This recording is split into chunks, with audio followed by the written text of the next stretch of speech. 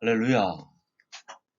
오늘 훈계에 집중하는 사람의 복이 있다라는 말씀을 갖고 은혜 받는 주일 예배가 되기를 소망합니다.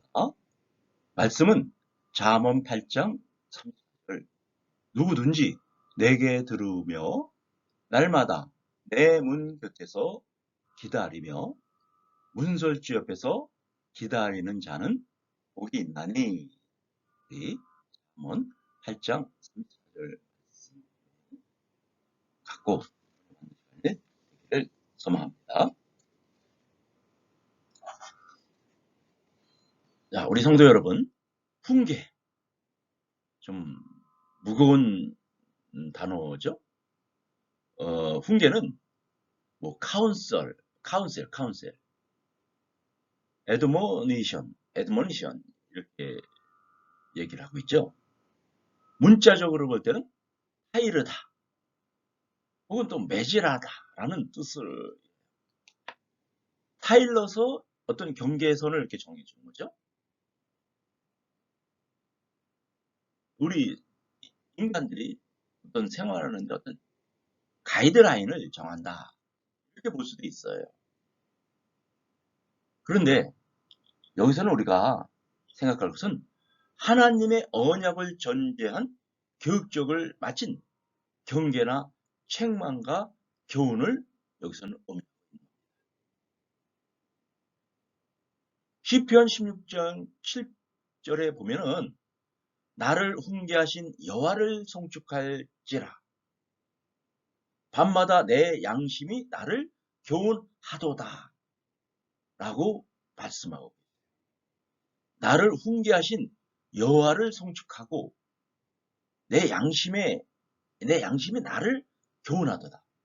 송축하면서 말씀한 것을 내 양심의 교훈으로 삼는다. 이 말씀이에요. 우리 성도 여러분들, 훈계하신 여호와를 송축하고 밤마다 내 양심에 나를 교훈하는 우리 성도 여러분이 되기를 소망합니다. 훈계의 기초석은 하나님의 말씀이어야 되는 겁니다. 하나님 말씀 안에서 있을 때에 우리의 기초석이 되는 거예요. 전도서 12장 11절에서 12절에서 보면요. 내 아들아 또 이것들로부터 경계를 받으라. 많은 책들을 짓는 것은 끝이 없고 많이 공부하는 것은 몸을 피곤하게 하느니라.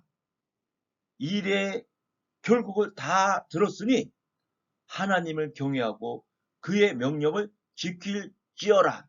이것이 모든 사람의 본분이라. 이렇게 했어요. 모든 사람의 본분이라고 말씀하고 있는 겁니다. 하나님을 경외하고 그의 명령을 지키는 것이 모든 사람들의 본분이라는 거예요. 할렐루야. 고린도전서 10장 12절에도요. 그들에게 이러한 일은 본보기가 되고 또한 말세에 만난 우리를 깨우치기 위한 기록이 되었느니라 라고 말씀하고 있는 겁니다. 골로새서 3장 16절에도요. 그리스도의 말씀이 너희 속에 풍성히 거하고 모든 지혜를 피차 가르치며 권면하고 시와 찬송과 신령과 노래를 부르며 감사한 마음으로 하나님을 찬양하라 라고 우리에게 말씀하고 계신 거예요. 모든 지혜를 가르치는 권면하고 말씀에 근거해서 생활하는 우리 성도 여러분이 되기를 간절히 소망합니다. 우리 성도님들 가정에서는 또 보면은 가정으로 한번 생각해 보세요. 가정에 보면은 누구의 훈계가 있죠? 부모님들의 훈계가 있죠. 부모님들이 뭐 하지 마라, 뭘 어떻게 해라 이렇게 해요. 그리고 또 뭐 집집마다 어떨 때는 뭐 가운도 이렇게 정해하고 그런 가정도 있죠. 그런데 여기 훈계를 잘 보세요. 어떻게 돼 있나?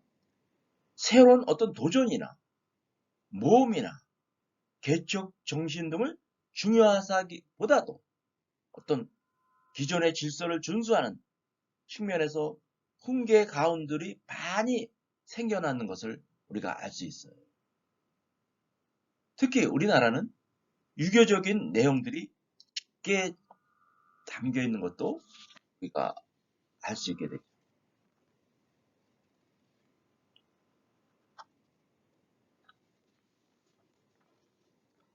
신라 김씨는 잘잘못은 분명히 구별하여 충효로서 임할 것을 강조하였어요. 그리고 또 이원적은 하늘을 두려워할 것, 마음을 기를 것, 양심이죠. 몸가짐을 공경히 할 것, 허물을 고칠 것, 뜻을 돈독히 할 것 등을 이렇게 그 기초 질서라든지 이런 것을 많이 강조했던 것을 알 수 있어요. 사실 우리 자녀들이 가장 닮는 게 누구죠? 대부분이 부모님을 닮죠. 부모님의 행실을 그대로 닮아가는 걸 알 수 있어요. 그렇기 때문에 우리 부모님들의 생활이나 행동이나 이거는 굉장히 중요하죠.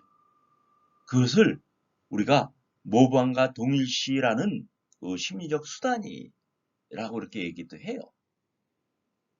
동일시는 자신의 태도나 행동 양식을 외부의 다른 대상과 일치시키는 것을 얘기해요.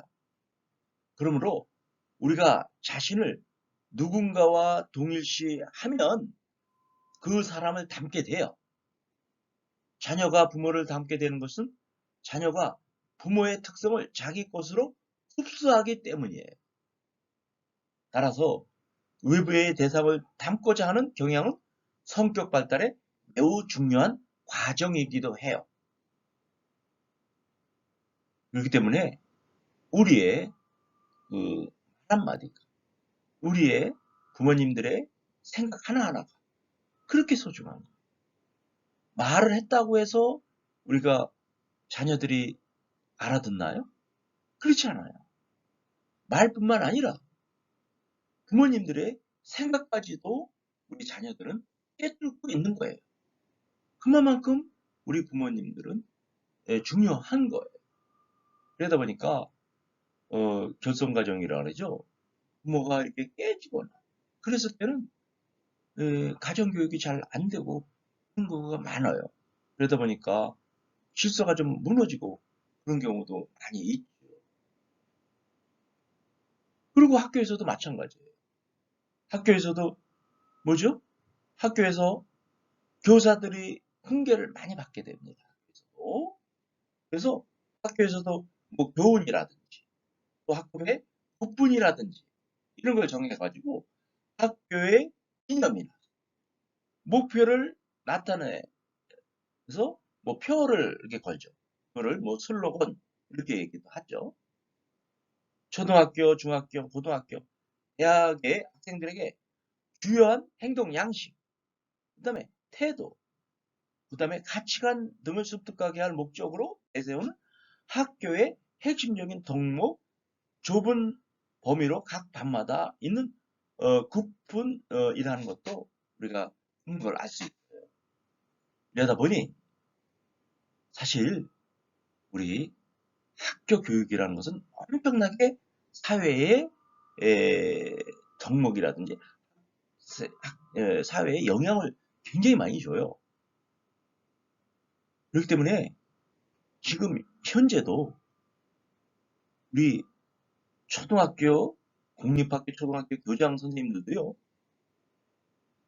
누가 임명하냐면 대통령이 임명하고 있습니다. 예를 들어가지고 우리는 여기 안양이 있죠. 경기도 교육감이 정하는 학교에 대통령이 임명함.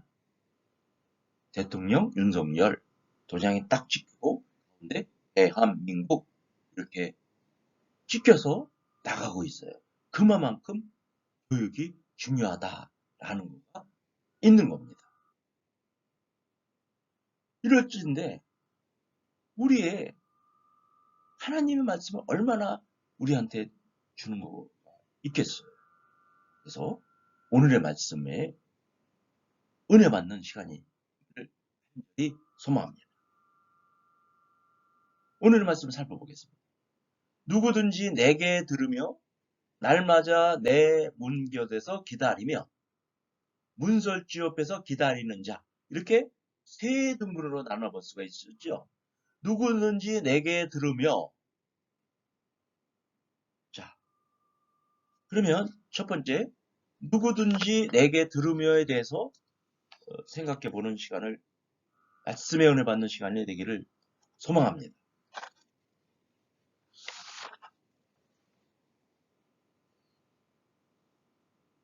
여기서 맨 끝에 이제 복이 있나니 이랬죠.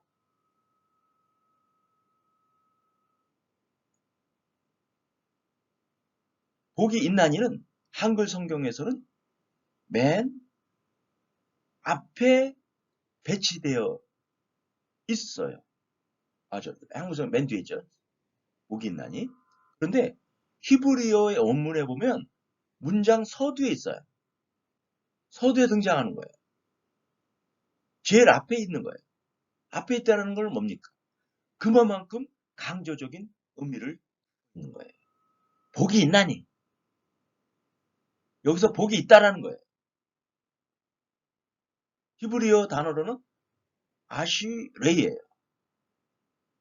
시편 1장 1절에 보면 복이 있는 사람은 악인들의 꾀를 따르지 아니하며 죄인들의 길에 서지 아니하며 오만한 자들의 자리에 앉지 아니하고 라고 말씀하고 있는 거예요.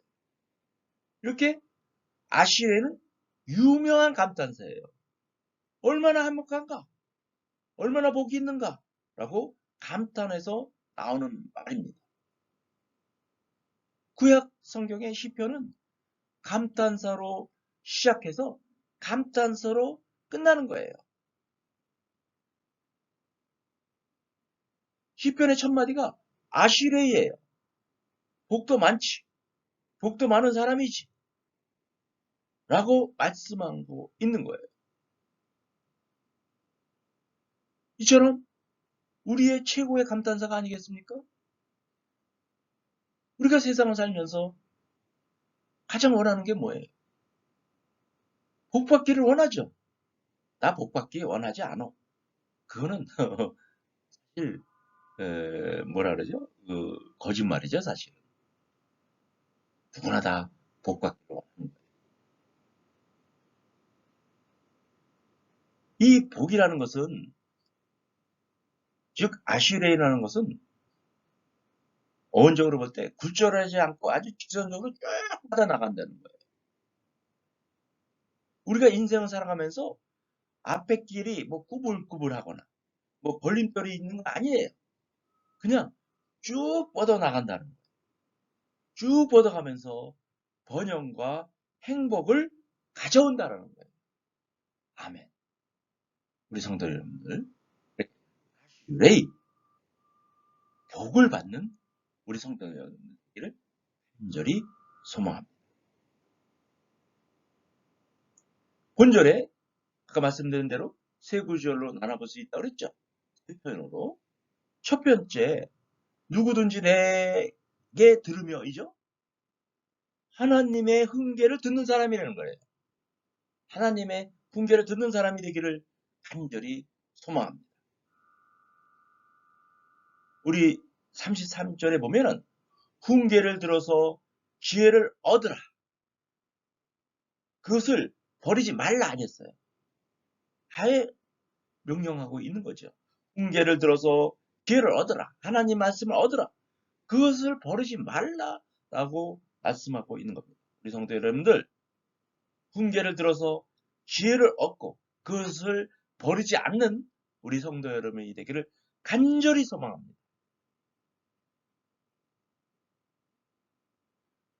훈계를 듣게 되면 지혜를 얻게 된다는 사실을 다시 한번 강조하는 말이기 때문입니다.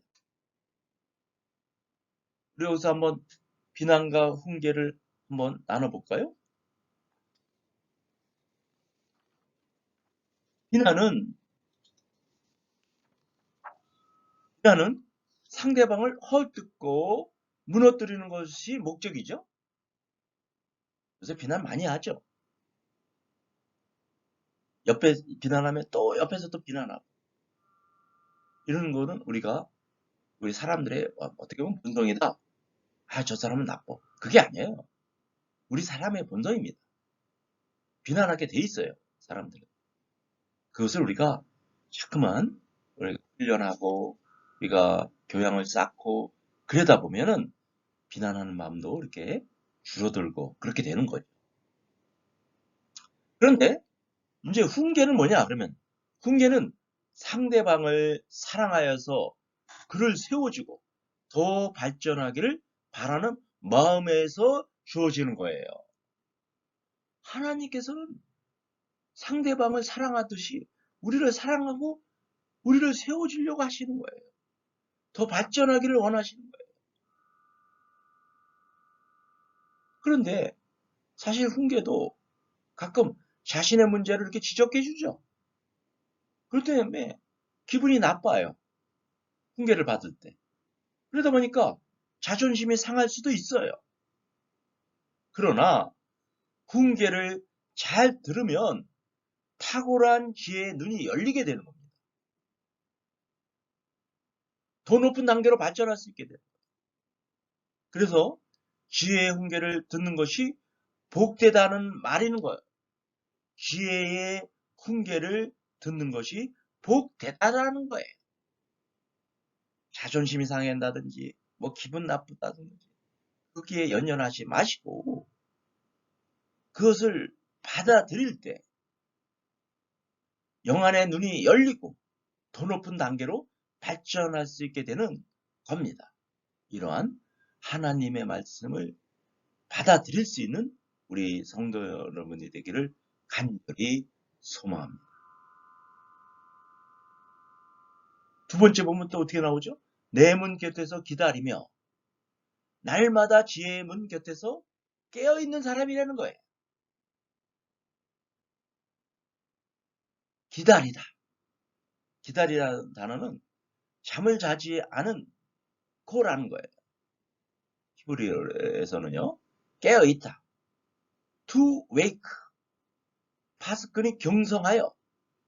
지키는 사람이죠. 지키는 사람이 경성하여. 경성하여라는 것은 자신의 행동에 대해서 깨쳐 돌아보고 살피다. 자신의 행동에 대해서 깨쳐보고 돌아보고 살피다라는 거예요. 경성하여 깨어있어 주변의 동태를 살핀 것처럼 누가? 파수꾼이 자신의 그 주변의 동태를 이렇게 살피는 거예요. 그러면서 깨어있는 거예요. 그래서 시편 17편, 127편 1편에도 말씀하고 계시죠. 여호와께서 집을 세우지 아니하시면 세우는 자의 수고가 헛되다는 거예요. 집을 세우고 여호와께서 집을 세우지 아니하시면 그리고 또 뭐예요? 여호와께서 성을 지키지 아니하시면 파수꾼에 깨어 있는 것도 아무 헛되다는 거예요. 즉 여호와가 함께 하셔야 된다는 거예요. 여호와가 함께 하시는 우리 성도 여러분이 되기를 간절히 소망합니다. 우리 지혜 교훈이 어디 있는지, 언제 오는지, 그 내용이 무엇인지를 자세히 살펴보는 행동을 가리키는 것이죠.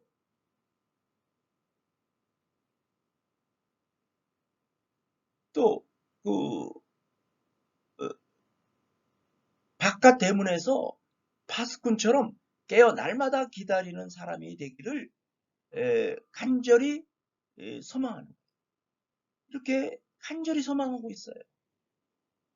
엠마오로 가던 제자들이 예수님을 강권하여 집 안으로 모셨어요.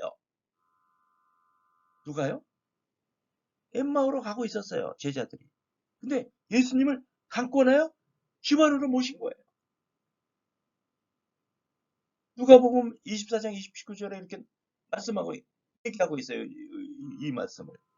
그들이 강권하여 이르되 우리와 함께 유하사이다. 누가? 예수님께서 함께 계시다는 거예요. 때가 저물어가고 날이 이미 기울었나니 하니 이에 그들과 함께 유하로 들어가시니라.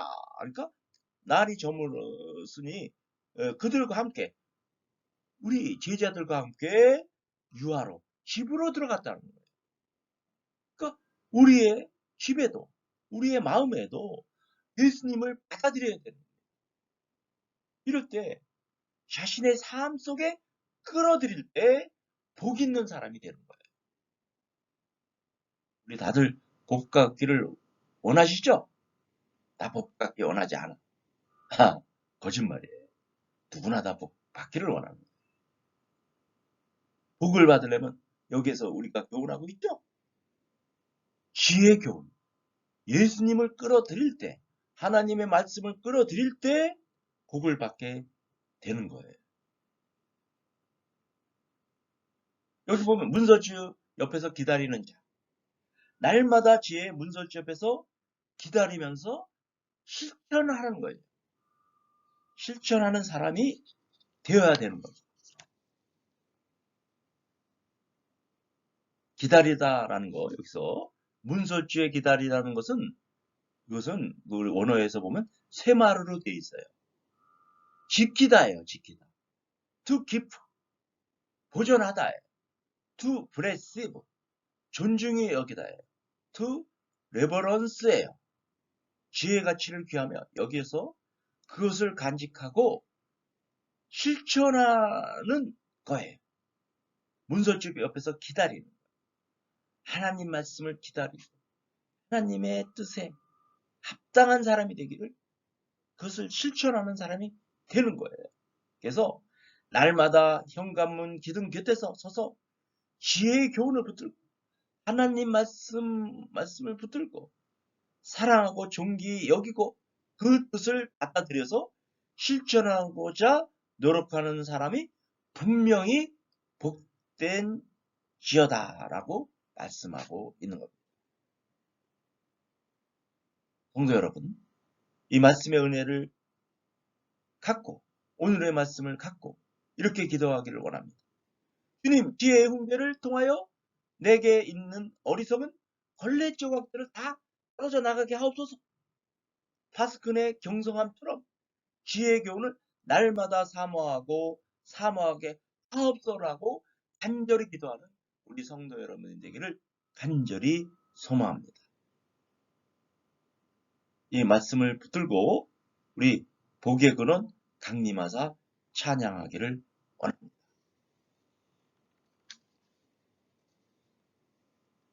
이 주보에 뒤에 나와 있죠.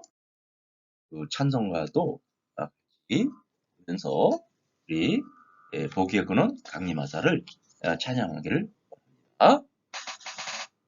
복의 근원 강림하사 찬송하게 하소서. 한량 없이 자비하심 증량할 길 없도다. 천사들의 찬송가를 내게 가르치소서. 구속하신 그 사랑을 항상 찬송합니다. 주의 크신 도움받아 이때까지 왔으니 이와 같이 천국에도 이루기를 바라네. 하나님의 품을 떠나 죄에 빠진 우리를 예수 구원하시려고 보혈 흘려 주셨네. 주의 귀한 은혜 받고 일생 빚진 자 되네. 주의 은혜 사슬대사 나를 주께 매소서. 우리 마음은 연약하여 범죄하기 쉬우니 하나님이 받으시고 천국인을 지소서. 아멘.